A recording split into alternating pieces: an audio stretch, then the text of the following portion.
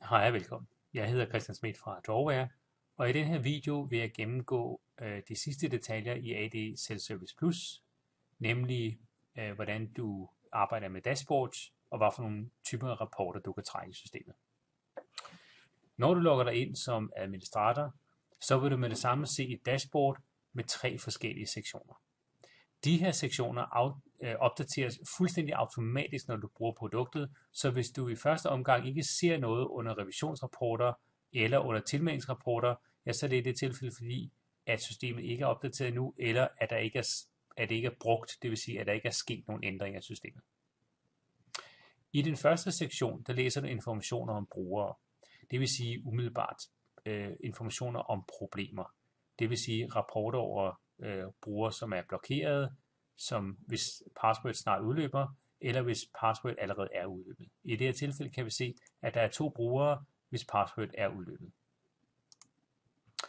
Hvad angår tilmeldingsrapporter, så er det jo sådan, at man skal enrolle sig eller tilmelde sig systemet, og her vil du kunne se, hvor mange brugere, der er tilmeldt versus ikke tilmeldt. Så der er altså i øjeblikket 5 brugere, som er tilmeldt vores system. I den sidste kolonne vil du se detaljer omkring, hvad der sker med systemet, altså brugen af selve systemet. Det vil sige, hvor mange har nulstillet deres adgangskode, låst deres konto op, opdateret sig selv, og hvor mange mislykkede forsøg har der været på at svare på sikkerhedsmæssige spørgsmål, og hvor mange har skiftet adgangskode.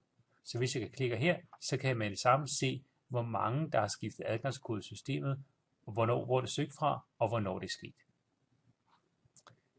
Det her er sådan generelt til ligesom at holde dig opdateret på, hvad sker der i systemet. Hvis du gerne vil trække det her ud som rapporter, så findes der selvfølgelig en faneblad med rapporter, hvor du kan få stort set de samme oplysninger ud, bare som rapporter. De her rapporter er delt op i 3 forskellige sektioner.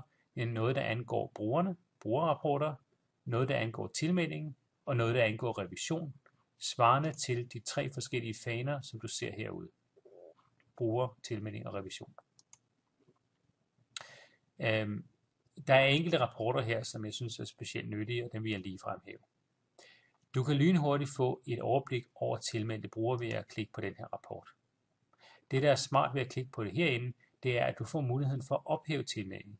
Så hvis jeg klikker på den her, så fjerner jeg Heidi Jensen fra tilmeldingen i systemet, og så kan hun tilmelde sig på ny. Det er også en funktion inde i konfigurationsdelen af produktet, at fortælle, at brugerne skal se det faneblad, som hedder tilmelding, også selvom de er tilmeldt. Og så kan de jo selv ændre de spørgsmål, de gerne vil have, og det er en rigtig god idé. Så det var lidt om eksempler på tilmeldingsrapporter. Der findes også brugerrapporter med en information om, hvilke brugere, hvis adgangskode snart udløber, og her kan vi se, hvornår adgangskoden udløber, og vi kan se, hvornår der sidst har været logon. I det her tilfælde har vi en bruger, der aldrig har haft nogen logons.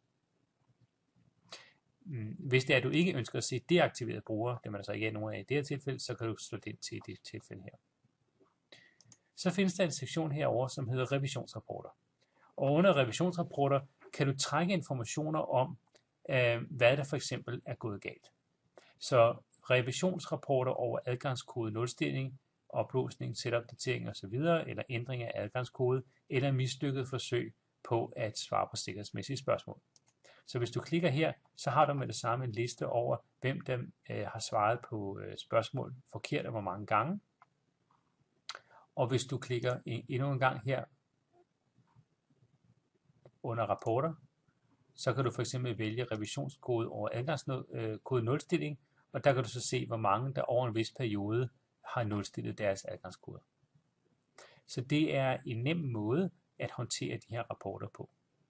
De her rapporter, de kan naturligvis også scheduleres, som du nu har lyst til. Så hvis du for eksempel hver mandag morgen gerne vil se, hvor mange brugere, som er tilmeldt, ja, så kan du klikke på planlæg rapporter, og så kan du gå ind her, og så for eksempel gå ind og sige, jeg vil gerne schedulere en bestemt rapport, og så kører du den simpelthen som scheduleret job, og du kan eventuelt gøre det, at du tilsætter den som e-mail, så du får den automatisk.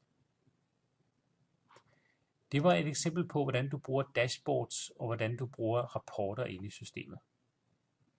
Det er i øjeblikket ikke muligt at lave sine egne dashboards, men producenten arbejder aktivt på, at det er muligt, og producenten arbejder også aktivt på, at både AD Manager, AD Self-Service Plus og AD Audit skal integreres i et produkt med et dashboard. Har du lyst til at se flere videoer omkring vores AD Manage produkter fra Manage Engine, så er du velkommen til at se vores video, eller eventuelt kontakte os, hvis du gerne vil have demoprodukterne for dig alene. Rigtig god fornøjelse med AD Manager, AD Audit og AD Self-Service Plus.